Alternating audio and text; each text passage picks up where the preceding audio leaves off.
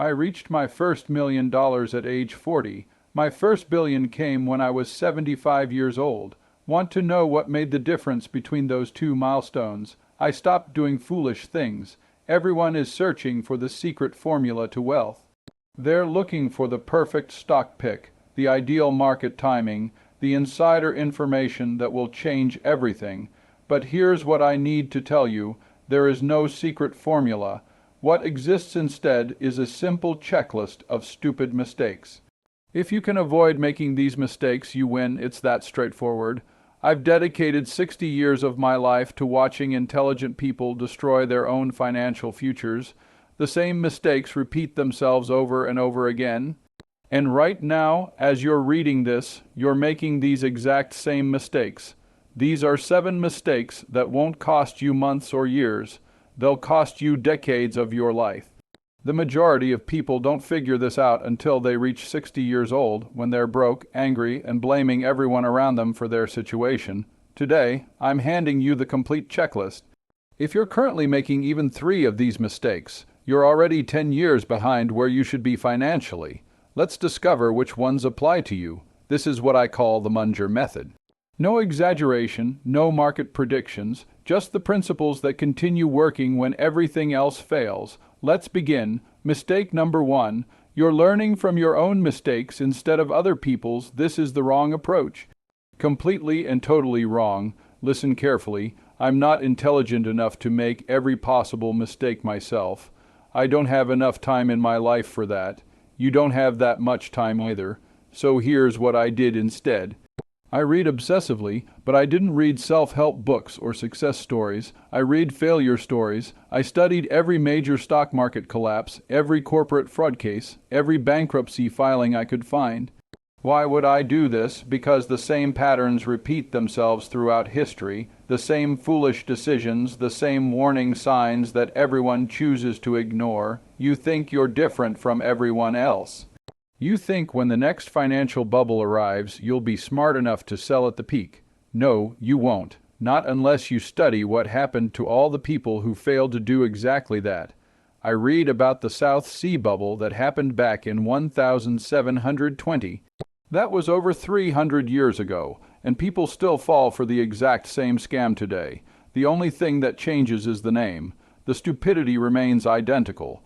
Tulip mania in Holland, railway mania in Britain. The dot-com bubble, the housing bubble, the crypto bubble, every single time the pattern is identical. Mass delusion takes over. Everyone says this time is different, but it's never different. I studied the Great Depression extensively.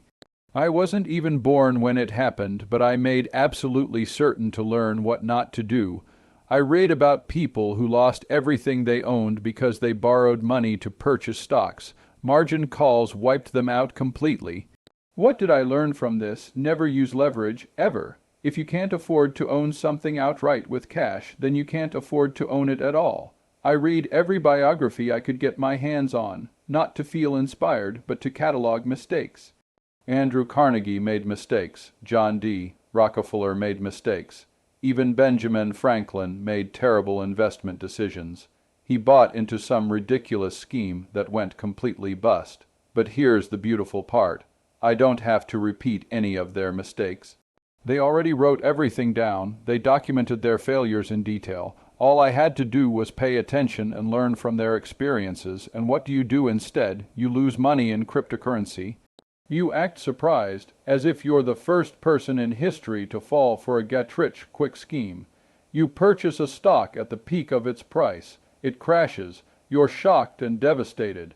But the exact same thing happened in 2000, in 2008, in 1987, in 1929. The information was available. Thousands of books have been written about these crashes. Documentaries have been made. Case studies have been published. You just didn't read them because you were too busy watching videos about the top 10 stocks to buy right now. Here's the thing about learning from other people's mistakes. It's not just cheaper than learning from your own mistakes. It's dramatically faster. I compressed 300 years of market history into just a few years of focused reading. I learned what killed investors in the 1008, 1800s, the 1900s, and every decade in between. I didn't have to personally live through every market crash. I didn't have to lose my own money in every bubble. I simply had to read about the people who did. So here's your action plan. Read one investing disaster case study every single month. Just one. Read about the dot-com bubble. Study companies like Pets, Com and Web, companies that raised billions of dollars and went straight to zero. Read about the 2008 financial crisis. Learn about Lehman Brothers and Bear Stearns. How did these massive institutions collapse? What were the warning signs that everyone missed? Long-term capital management is an excellent case study. This was a hedge fund run by Nobel Prize winners, absolute geniuses. They built a sophisticated mathematical model that calculated their strategy would only lose money once every 1,000 years. They lost everything in 4 years. How did this happen? Why did it happen? Read about it and learn. Read about Enron. Don't just learn that they committed fraud. Study how they committed fraud. What accounting tricks did they use? Why did supposedly smart auditors miss the red flags? Why did financial analysts continue recommending the stock all the way until bankruptcy? Read about the Tesla short sellers who lost billions of dollars betting against Elon Musk. What did they misunderstand? Read about Bill Ackman losing $4 billion on Valent Pharmaceuticals. What did he miss in his analysis? Each one of these stories saves you from making that exact same mistake yourself. Is this boring? Yes, but losing your own money is far more boring. Trust me on this. Mistake number 2. You're buying things you don't understand. This mistake drives me absolutely insane. I have one simple rule that I never break. If I don't understand something, I don't buy it. Period. End of discussion.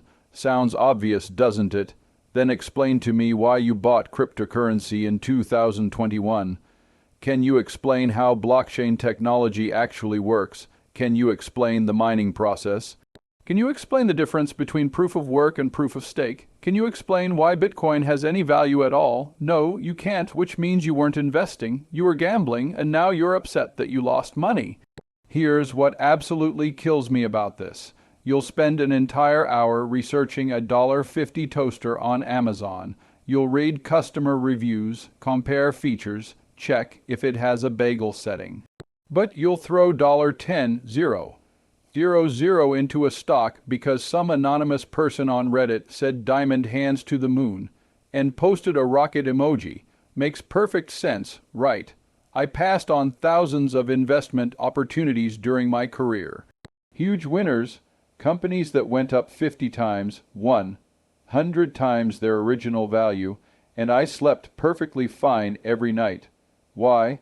Because I didn't understand those businesses, and I would rather miss out on a winner than lose money on something I don't comprehend. That's the deal I made with myself. You can't win on every investment, but you absolutely can avoid losing money on stupid investments. I passed on technology stocks in the 1990s. I didn't understand them. Everyone told me I was an idiot. You don't understand the internet, old man. Maybe they were right, but I also didn't lose any money when all those tech stocks crashed to zero. I passed on Amazon early in its existence. It didn't make sense to me at the time. Jeff Bezos was losing money every single quarter, and people were calling him a genius. I didn't understand the logic. Did I miss out on gains? Absolutely. Amazon went up 100%. Oops, did I lose money? No, and that's the entire point. Here's what people fail to understand. When you only invest in things you truly understand, you avoid 90% of financial disasters. You'll miss some winners, sure. But you'll never lose everything on some fraud or bubble that you didn't see coming.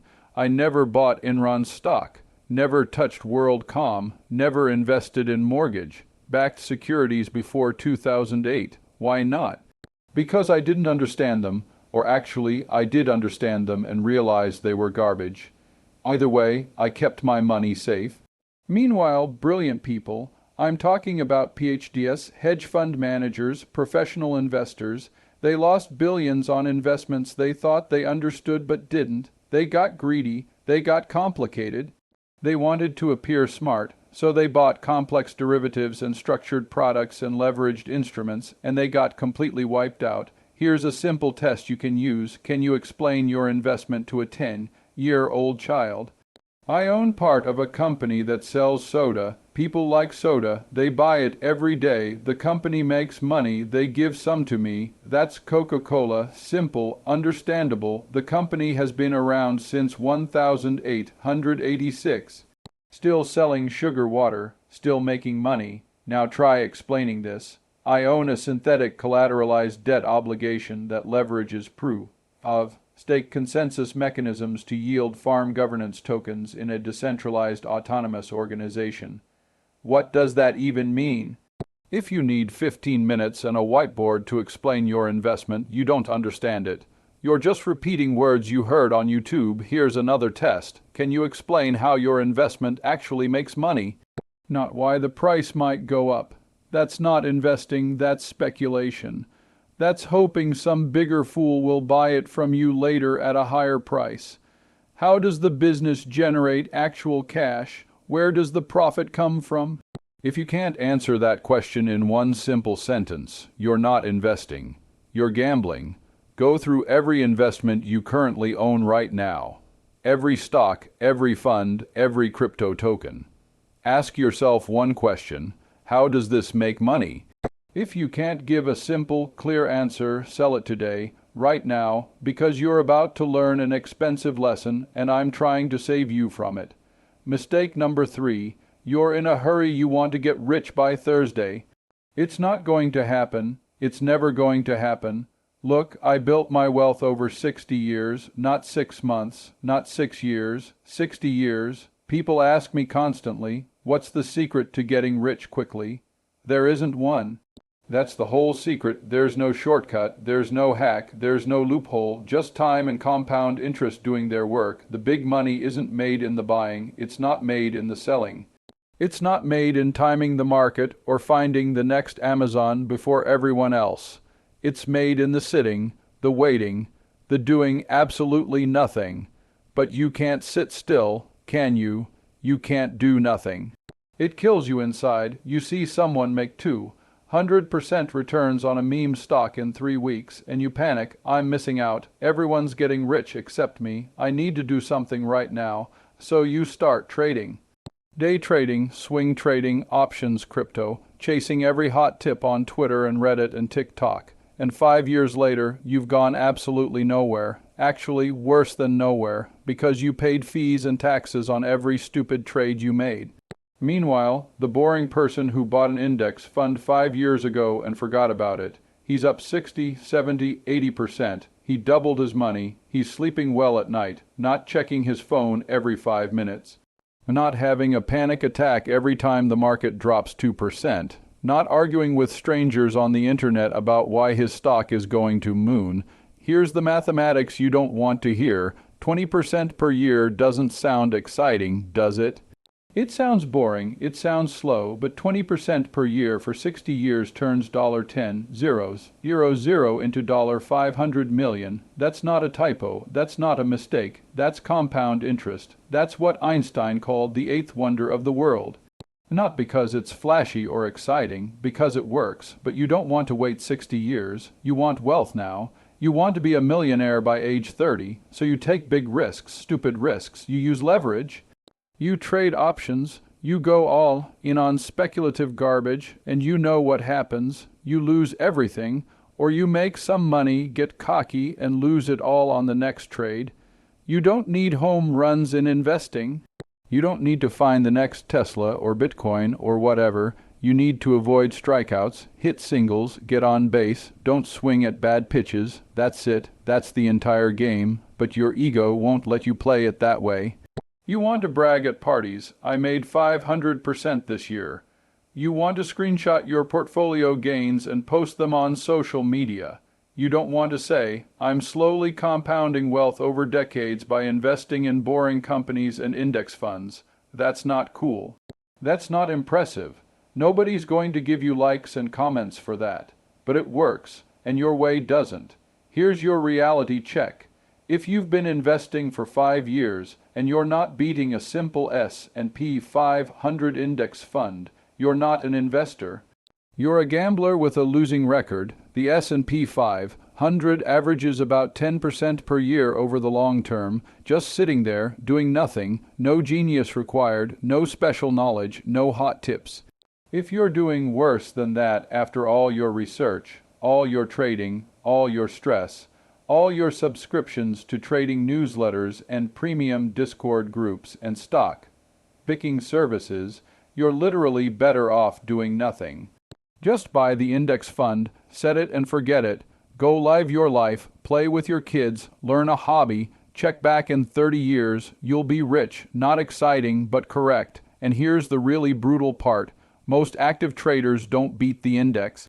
We're talking about 90% of active traders underperforming a simple index fund over 10 years. 90%. Those aren't good odds. You're not special. You're not the exception. You're part of the 90% losing to a robot that costs $3 per year in fees.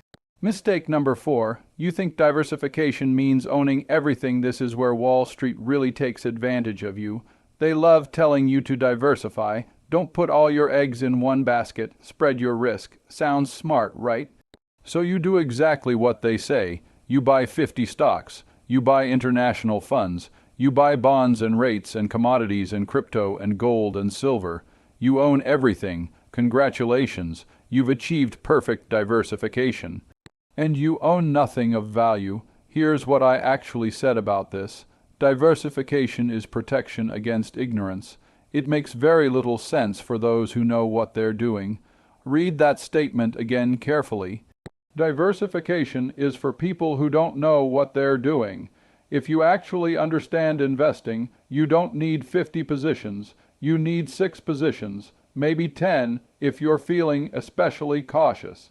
At one point, 90% of my net worth was in one single company, Berkshire Hathaway. Was I crazy? Was I being reckless? No. I understood that business inside and out. I knew exactly how it made money. I knew the people running it. I knew Warren Buffett for 50 years. I wasn't diversified. I was concentrated in what I knew best, and it worked out pretty well for me. Last time I checked, I died a billionaire. Now look, I'm not telling you to put 90% of your money in one stock. Unless you're me or Warren Buffett, you probably shouldn't do that. But here's the problem with over-diversification that nobody tells you. When you own 50 stocks, you basically own the entire market, which means you get market returns, about 10% per year. Fine, but you also can't possibly understand 50 different businesses. Nobody can. You don't have time to read 50 annual reports, follow 50 management teams, understand 50 different industries. So you're not really investing anymore. You're just building a do-it. Your self-index fund with more work, higher fees, more taxes, and probably worse returns because you'll make mistakes picking those 50 stocks. You would literally be better off just buying an actual index fund and saving yourself the headache. Here's the smarter approach. Own 8 to 12 businesses you truly understand, not 50 random names you picked from a stock screener because they had good price-to-earnings ratios. Not everything under the sun because you're scared and don't know what else to do. A concentrated portfolio of businesses you've actually researched, companies you understand, industries you follow closely. I said this many times, if you can identify 6 wonderful businesses in your lifetime, that's all the diversification you need. 6, not 60. 6 truly great companies that you understand, that have durable competitive advantages, that are run by honest and competent people. Buy them, hold them, get rich slowly.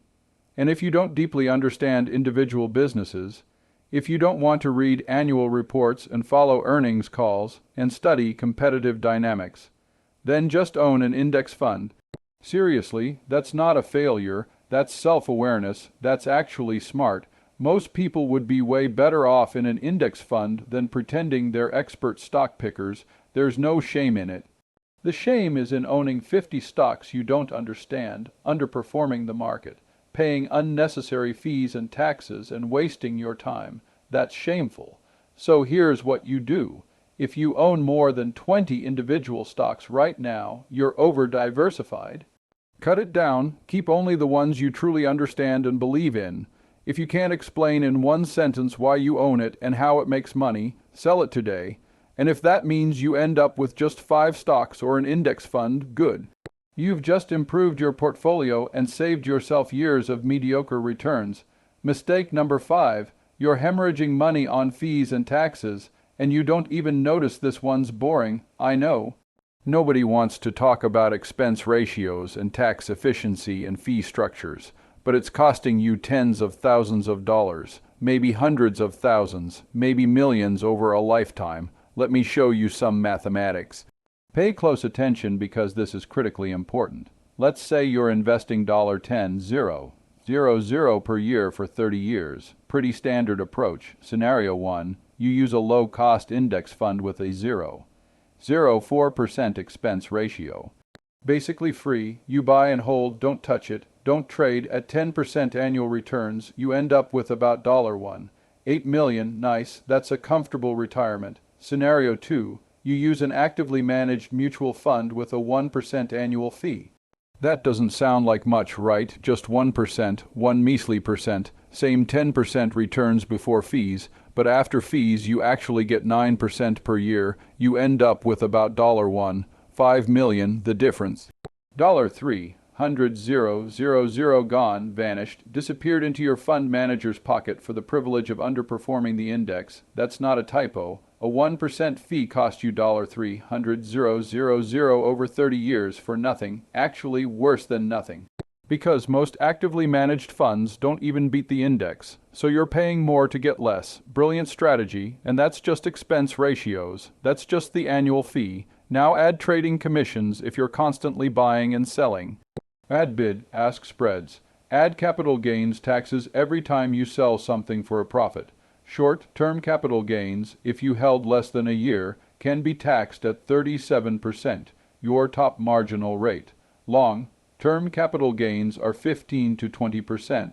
Still significant. Most active traders are giving away 30 to 40% of their gains to fees and taxes. Then they wonder why they're not building wealth. I'm up 50% on my trades this year. Great. After taxes and fees, you're up 30%. Congratulations. You worked incredibly hard, stressed for 12 months straight, and barely beat the index fund that required 0 effort. Warren and I obsessed over this for decades. We held stocks for 30, 40, 50 years specifically to avoid paying capital gains taxes. Why sell? You pay taxes, you lose 20% right off the top. Now you have to find another investment that's 20% better just to break even. Stupid, Berkshire Hathaway doesn't even pay dividends. You know why? Because dividends are taxed immediately. The government takes their cut before you can reinvest it. We'd rather keep the cash inside the company, reinvest it in more businesses, and let it compound tax-free for decades. That's how you build generational wealth. Not by paying taxes every year on dividends and capital gains. But what do? You trade constantly. You sell winners too early because you're scared of losing your gains. You hold losers too long because you're too stubborn to admit you were wrong. Every trade equals fees. Every short-term sale equals higher taxes. You're working against yourself. You're bleeding money and you don't even realize it. So here's what you do. Calculate exactly how much you paid in fees and taxes last year. Actually do this exercise. Go to your brokerage account. Look at your 1099 tax form. Add up your capital gains taxes. Add up your trading commissions. Add up your expense ratios if you're in mutual funds or ETF. Add it all up. If that number is more than 1% of your portfolio value, you're trading too much. You're paying too much. Cut it out, switch to low-cost index funds, stop trading, hold for the long term. I'm serious. This might be the single most important piece of advice I can give you. Minimize fees and taxes. It's not sexy. It's not exciting, but it might be worth an extra $500,000 to you over your lifetime. Pay attention to this. Mistake number 6. You let your emotions make your decisions. This is the big one. This is what destroys most people. This is why smart people with good intentions end up broke. Your biggest enemy isn't the stock market. It's not the economy. It's not China or inflation or interest rates or Jerome Powell. It's you, your emotions, your fear, your greed, your panic, your FOMO. When the market crashes, you panic and sell everything. When the market's booming, you get FOMO and buy at the top. You do the exact opposite of what you should do. Buy low, sell high. Great advice, everyone knows it. Nobody does it. You know what people actually do. Buy high when everyone's excited and everything feels safe. Sell low when everyone's panicking and it feels like the world is ending. Every single time, like clockwork. Let me give you some real examples from recent history. March 2020, COVID hits, nobody knows what's happening, the market crashes, the S&P 500 drops 34% in 1 month. Fastest crash in history, panic everywhere, news channels showing death counts 24/7. Everyone's terrified. What did most people do? Sold everything. It's going to zero. This is the end. The next Great Depression. Cash is king. What did we do at Berkshire?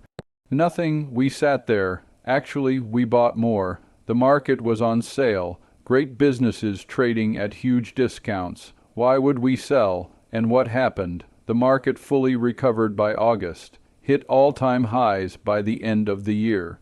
Everyone who panicked and sold at the bottom locked in their losses permanently. Then they were too scared to buy back in. They missed the entire recovery, the greatest buying opportunity in a decade, and they did the opposite of what they should have done. Then 2021 comes, market's booming, everything's going up. Crypto's going insane. Bitcoin hits $60,000. Dogecoin, NFTs, meme stocks, GameStop, AMC, everyone's making money, or so it seems. This time is different. New paradigm. Fed money printer go BRRR. What did most people do? Jumped in with both feet. I'm missing out. Everyone's getting rich except me. I need to get in now. FOMO is a hell of a drug. What did we do at Berkshire? Nothing. Actually, we were sitting on $150 billion in cash. Just sitting there doing nothing. People called us idiots. Buffett and Munger are too old. They don't get it. They don't understand crypto. They don't understand memes. Boomers. This time is different. We heard it all. And what happened? 2022 market crashes. Crypto crashes. Bitcoin dropped 70%. Done. All those meme stocks gave back everything. NFT became worthless JPEGs. All those diamond hands turned into paper. All those people who bought at the top in 2021, most of them are still underwater, still hoping to break even. Meanwhile, we had $150 billion in cash ready to deploy when everything got cheap again. Here's the pattern you need to understand. When you feel like you should sell, when your gut is screaming at you to get out, when you're checking your portfolio every hour and you can't sleep at night, that's usually when you should hold or buy. When you feel like you need to buy, when everyone around you is making money and you're missing out, when it feels like easy money and you'd be an idiot not to get in, that's usually when you should wait or sell. Your emotions are designed for short-term survival. Run from the lion, fight the enemy, don't eat the poisonous berries, great for keeping you alive in the jungle, terrible for building long-term wealth. Your short-term panic instincts will destroy your long-term financial future. So here's what you do. Write down your investment rules right now, not during the next crash, not during the next bubble. Right now, when you're calm and rational and not emotional, write them down. I will not sell during a market crash unless I actually need the money for living expenses. I will not chase hot stocks just because they're going up. I will not check my portfolio more than once a month. I will not make investment decisions based on fear or greed. Whatever your rules are, write them down, print them out, put them somewhere you'll see them, and when the next crash comes, and it will come, and your emotions are screaming at you to do something stupid, read your rules. Follow them, not your feelings. Your feelings are trying to destroy your financial future. Mistake number 7. You quit too early. This is the killer. This is the one that destroys more wealth than all the others combined. You give up right before it works. Most people try investing for 2 years, 3 years, maybe 5 years. They don't get rich. They get frustrated. They get bored. They quit. They say investing doesn't work. The game is rigged. Only the rich get richer. The little guy can't win. And they go back to buying lottery tickets and complaining about the system. Here's what they don't understand. Wealth compounds slowly at first. Very slowly. Painfully slowly. For the first 10 years. It feels like nothing's happening. You're putting in money every month. The numbers go up a little, then down, then up a little more. It's boring. It's frustrating. You look at your account after 5 years and you think, that's it. After 5 years of discipline and saving and investing, that's all I have. This is pointless. I get it. I understand the frustration, but here's what happens if you keep going. Year 15, year 20, year 25, year 30. Suddenly, the numbers start moving fast, really fast, because you're not just earning returns on your contributions anymore. You're earning returns on your returns. You're earning returns on the returns of your returns. That's compound interest, and it's exponential, not linear. The first dollar 100,000 takes forever, feels impossible. You're grinding, saving, investing, and it takes years to hit that milestone, but the second dollar 100,000 happens way faster, the third even faster. By the time you get to your fifth or sixth dollar 100,000, they're coming every year or two. That's the magic of compounding, but you only get there if you don't quit. I didn't make serious money until I was in my 50s. Didn't make my first billion until my 70s. That's 30, 40, 50 years of doing the same boring things over and over. Buying good businesses, holding them, reinvesting dividends, letting it compound, not selling during crashes, not chasing bubbles, just being patient and disciplined for decades. Most people don't have that kind of patience. They want results now, and when they don't get them, they quit. They try stocks for a few years. It doesn't work. They switch to real estate. That doesn't make them rich fast enough. They try crypto. That blows up. They try options trading. That loses money. They try day trading. That loses more money. They spend their entire lives jumping from strategy to strategy, never sticking with anything long enough for it to actually work. Here's the truth nobody wants to hear. The stock market has returned about 10% per year for the last 100 years. Through world wars, through the Great Depression, through recessions and crashes and bubbles and panics and everything else. 10% per year on average. That means if you invest consistently and don't do anything stupid for 30 years, you will build significant wealth. Not maybe, not probably, you will. It's mathematics. It's inevitable, but you'll be tempted to quit. Oh, you'll be so tempted in year 3 when there's a crash and you're down 30% and everyone's saying it's the end of the world. In year 7, when your buddy made 500% on some cryptocurrency and you're only up 80% and you feel like an idiot. In year 12, when it feels like you're running on a treadmill going nowhere and you're wondering if this is even worth it. That's when most people quit, right before the exponential growth phase kicks in. Right before all those years of patience start paying off big time. Don't be that person. Don't quit. You've already done the hard part. You've already suffered through the slow years, the boring years, the years where it feels like nothing's happening. If you quit now, all that was for nothing. But if you keep going, if you give it another 10, 20 years, you'll be in the top 5% of wealth in this country. Guaranteed. So here's my last piece of advice, and then I'm done. Pick a strategy, index funds, dividend stocks, value investing, whatever, something boring and proven, something that's worked for decades, and then stick with it for 30 years minimum, not 3 years, not 5 years, 30 years. Don't quit when it's hard. Don't quit when it's boring. Don't quit when your friends are making more money doing something else. Don't switch strategies every 2 years chasing the next hot thing. Just keep going, keep contributing, keep reinvesting. Through crashes, through booms, through boredom, through FOMO, through fear, just keep going.